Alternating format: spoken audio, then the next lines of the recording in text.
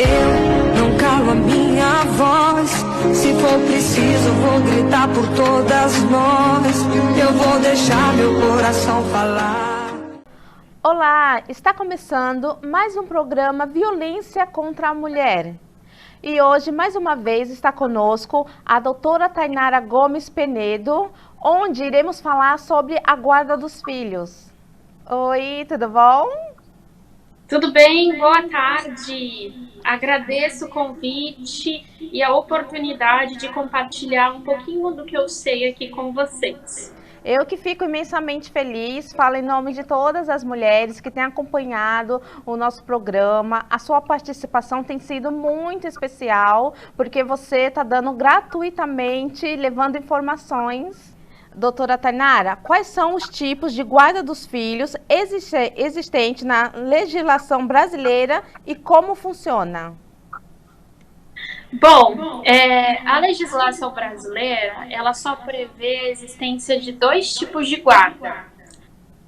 A guarda unilateral e a guarda compartilhada. Só existem esses dois tipos de guarda, tá?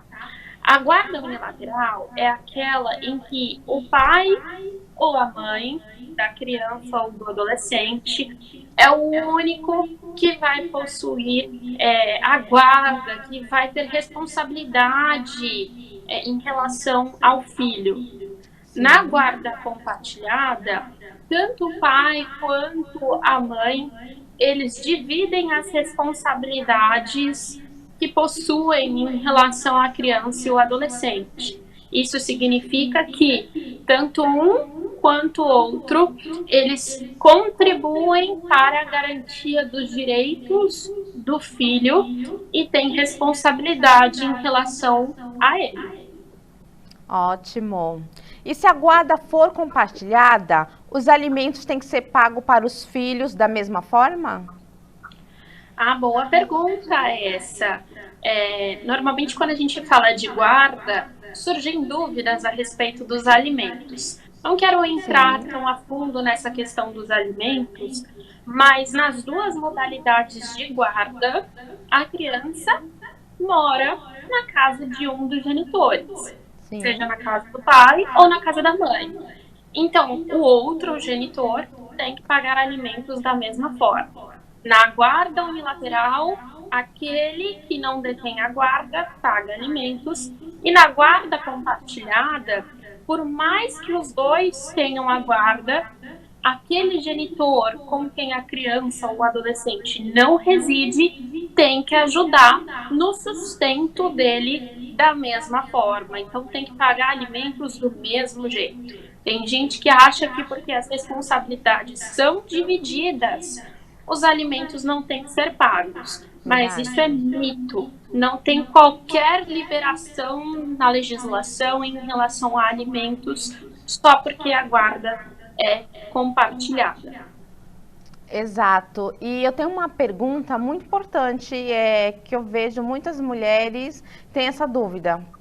Um exemplo, muitos pais acham que devem, não querem tirar o dinheiro do bolso para pagar porque fala que eu não vou dar, quem vai usar é a mãe, eu vou dar em alimento. Isso procede? Olha, Tamara, é interessante a sua pergunta, né? De fato, o dinheiro, de uma forma ou de outra, vai ser revertido para garantir o alimento da criança, né? Para que ele tenha o que comer. Mas os alimentos em dinheiro, eles não são destinados apenas aos alimentos, né?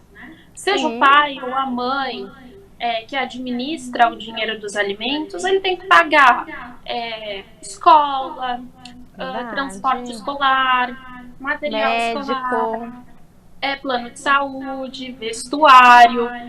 Então, a princípio, ele não pode substituir o valor dos alimentos por alimentos em espécie, digamos assim, né?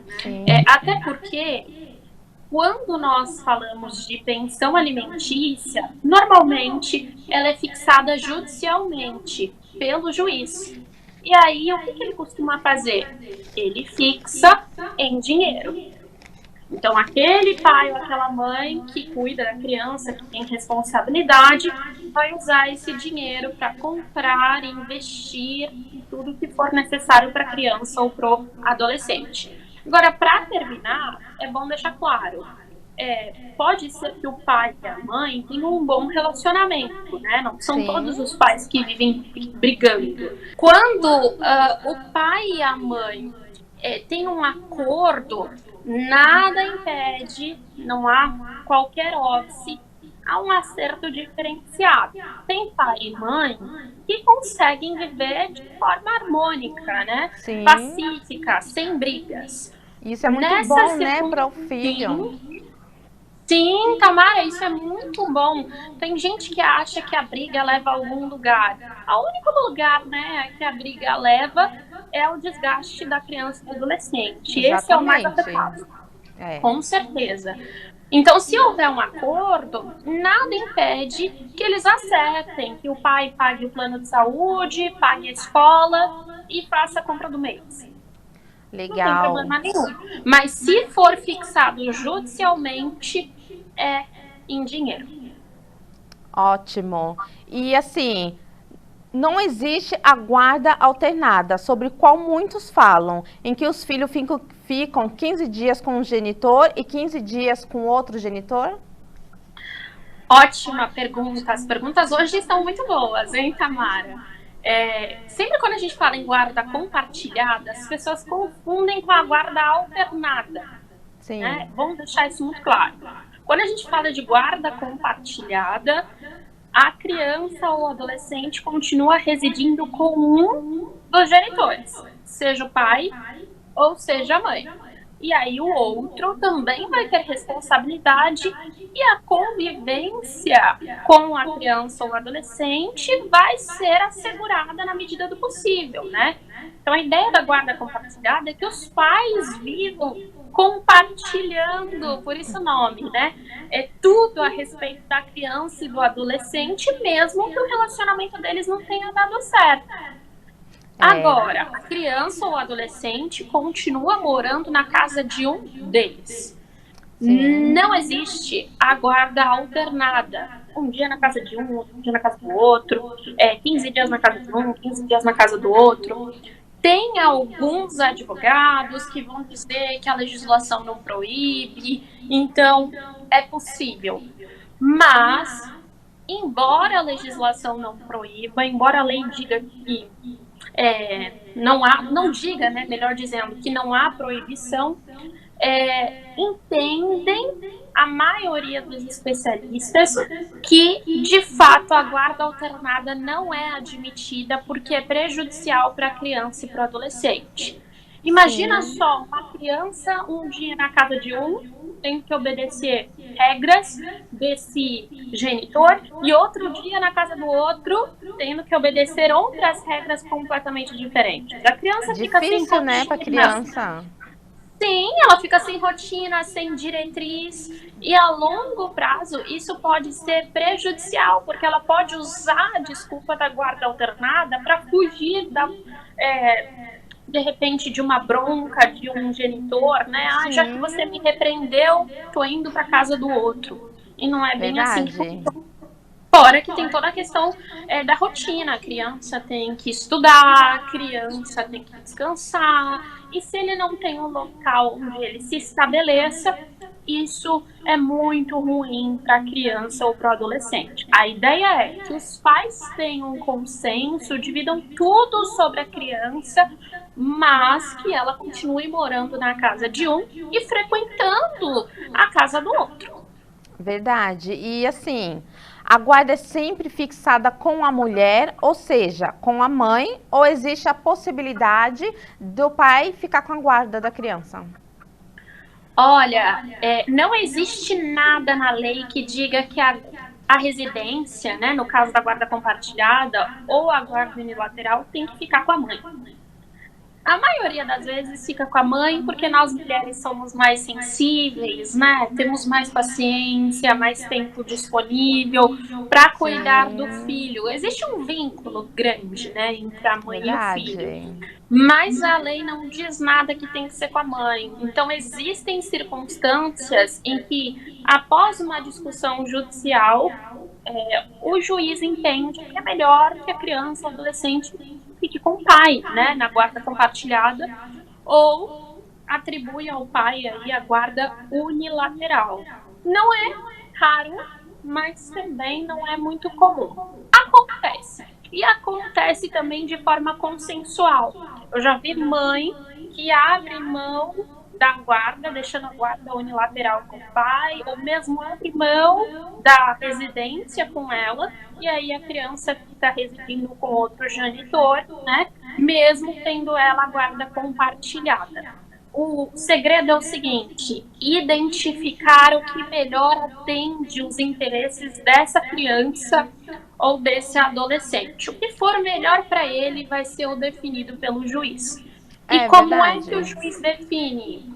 Como é que ele define isso? Ele conta com o apoio de assistentes sociais, psicólogos, especialistas que vão poder, de fato, distinguir o que é benéfico e o que é maléfico para essa Sim. criança e esse adolescente.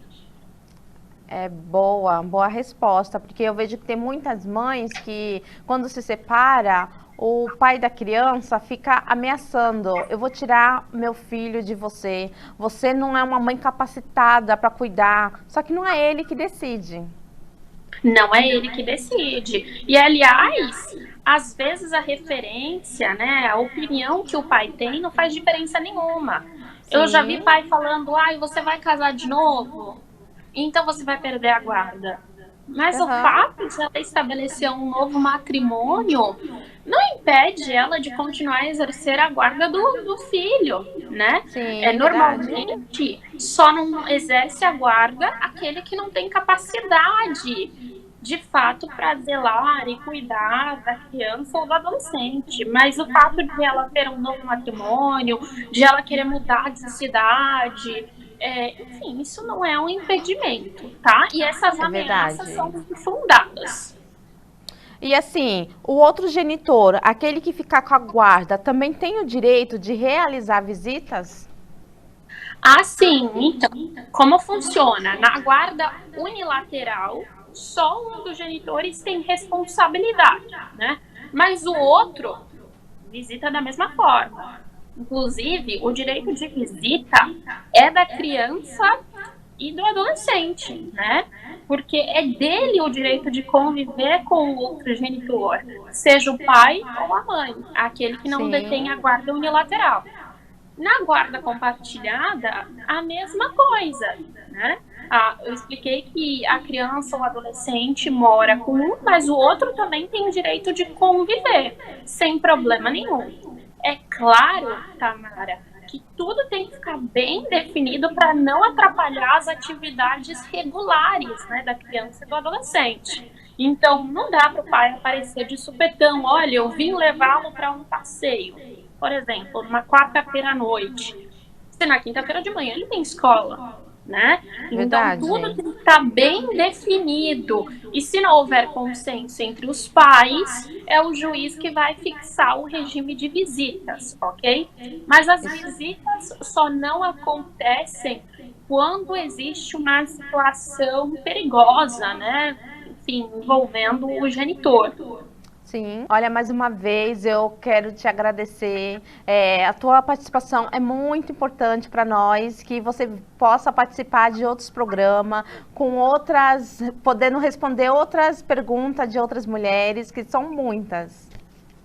Olha, eu agradeço, muito obrigada, é muito bom contribuir, né? Porque isso daqui é contribuição para as mulheres que são aí da audiência, e agradeço. Sororidade. Exatamente. Agradeço a oportunidade também, não só de contribuir, mas também de dividir um pouco do Sim. conhecimento que eu possuo. Sempre que você precisar, pode me convidar e para mim vai ser um prazer aceitar o convite de estar aqui novamente.